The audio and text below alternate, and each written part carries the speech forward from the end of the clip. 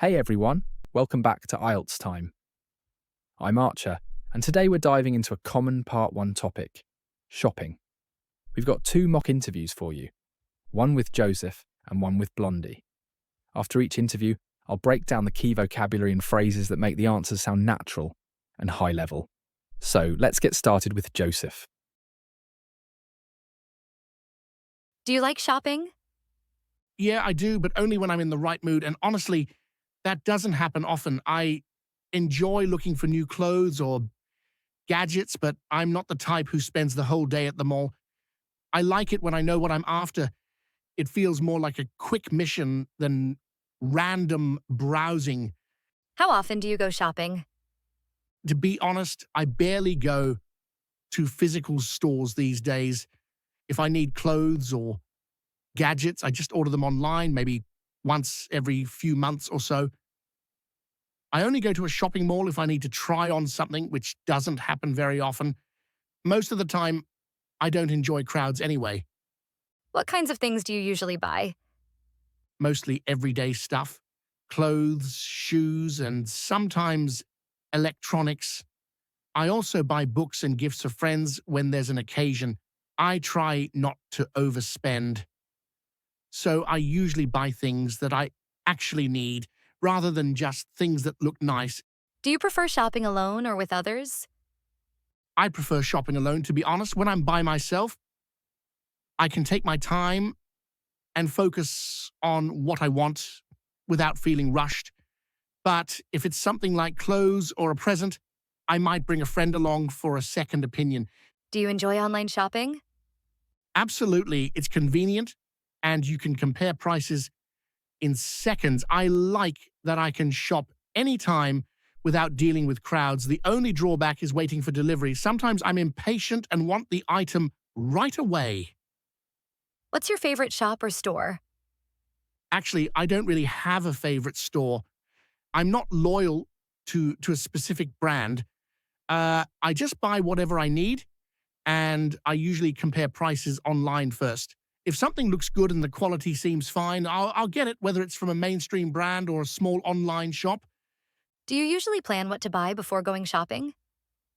Most of the time, yes. I make a short list, or at least have something in mind so I don't waste time or buy things I don't need. But sometimes, if I see a good deal, I'll make an impulse purchase. I think that happens to everyone.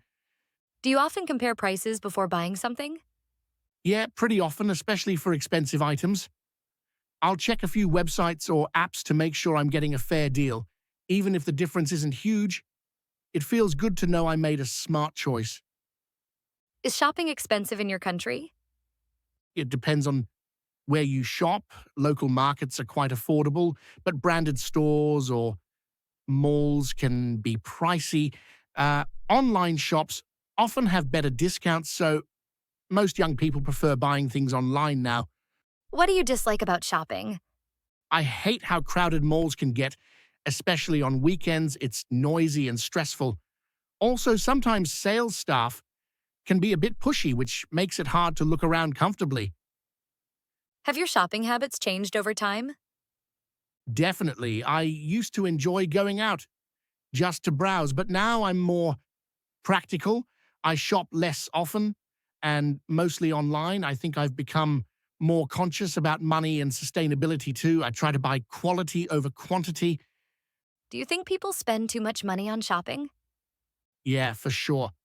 A lot of people buy things just for social media or because of sales pressure.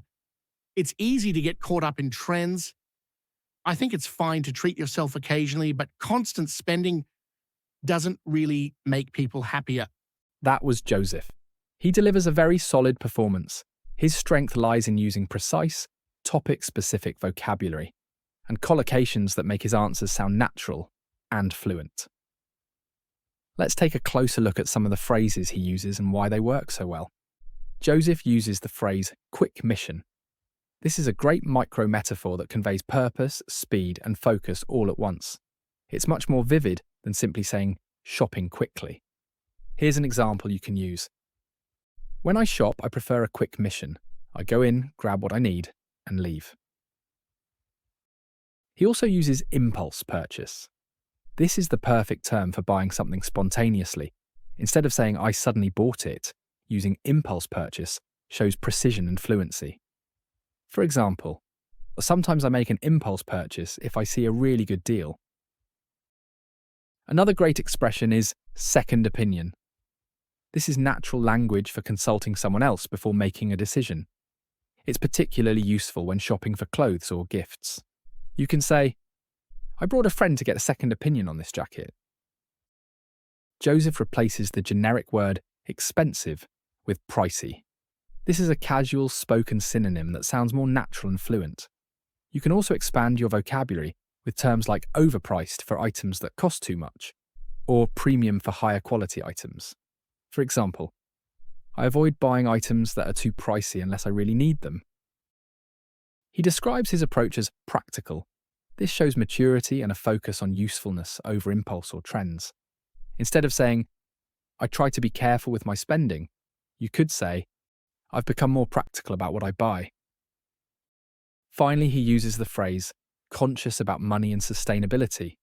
This signals awareness of both finances and environmental impact, high-level vocabulary that fits naturally into everyday conversation.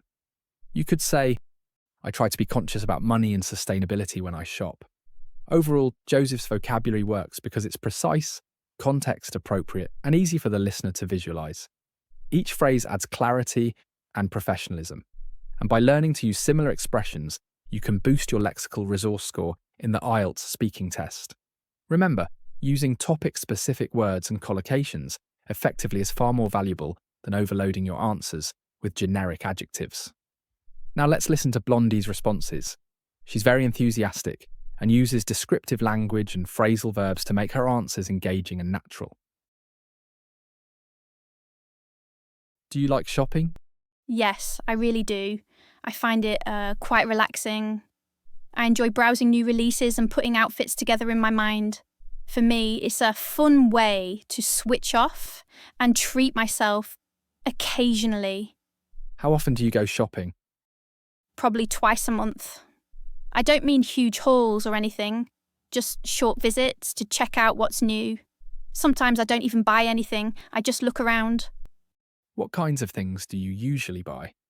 Mostly clothes, skincare, and little lifestyle items like candles or stationery. I also like supporting local designers, so if I see something unique, I'll happily get it. Do you prefer shopping alone or with others? It depends. If I'm buying something practical like work clothes, I prefer going alone. But if it's a fun weekend plan, I love going with friends. We can share opinions, and it just feels more social. Do you enjoy online shopping? Yes, I do. It's convenient, and I like reading reviews before I buy anything. But I still enjoy going to physical stores because I like touching fabrics and seeing how things actually look in real life. What's your favourite shop or store? I don't have one specific favourite, but I love boutique stores with curated pieces. I like shops where you can find something that feels personal, not just mass-produced. Do you usually plan what to buy before going shopping? Yes, usually I do, especially for something like a weekly grocery run. A list is a must. It helps me save time and stick to a budget so I don't buy things I don't really need. But if I'm just running into a shop quickly for a single item, or if I'm window shopping with friends, then I just go with the flow and see what catches my eye. It really depends on the scale of the trip. Do you often compare prices before buying something? Yes, I do, especially online. I don't need the cheapest option, but I don't like overpaying either. I'd rather take a few minutes to check and make sure I'm getting reasonable value. Is shopping expensive in your country? It depends on where you go. Malls with international brands can be pricey, but local markets and online platforms are much more affordable. You can find great deals if you're patient. Have your shopping habits changed over time? Yes. When I was younger, I bought trendy items just for excitement. Now I'm more selective. I still enjoy shopping, but I invest in better quality pieces that I'll wear for a long time. Do you think people spend too much money on shopping? Sometimes, yes. I think shopping can be fun, but it's easy to get carried away. I believe it's healthy to enjoy it as long as you stay within your limits. And that was Blondie.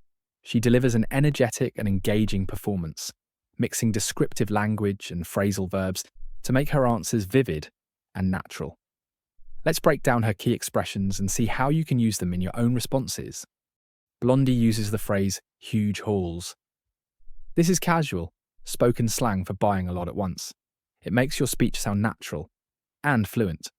For example, I don't do huge hauls, I just browse and see what catches my eye. She also uses curated pieces and contrasts it with mass-produced. These terms are higher-level vocabulary for describing style and quality. You could say, I like boutique stores with curated pieces, not mass-produced items. Blondie uses natural verb phrases to make her answers vivid and relatable. Phrases like switch off, treat myself, and get carried away show natural spoken English. For example, shopping helps me switch off and treat myself, or sometimes I get carried away with little purchases. She also uses precise language when talking about price. Instead of just saying cheap or expensive, she uses overpaying and reasonable value. This adds accuracy and sophistication to her answer. For example, I check prices online to avoid overpaying and make sure I'm getting reasonable value. Finally, Blondie mixes descriptive language and enthusiasm throughout her answers. Words like fun, relaxing, and unique make her responses engaging and expressive. Using this kind of language will help your answers sound lively and natural. Overall, Blondie's vocabulary works because it is vivid, precise, and naturally spoken. She mixes informal expressions, descriptive language, and idiomatic phrases to sound engaging and relatable. For IELTS, incorporating this type of language, phrasal verbs, casual adjectives, and topic-specific nouns, makes your answers feel both fluent and confident. So, both Joseph and Blondie show how precise, context-specific vocabulary makes a huge difference in IELTS speaking. That's all for today's lesson. Thanks for watching, and happy studying.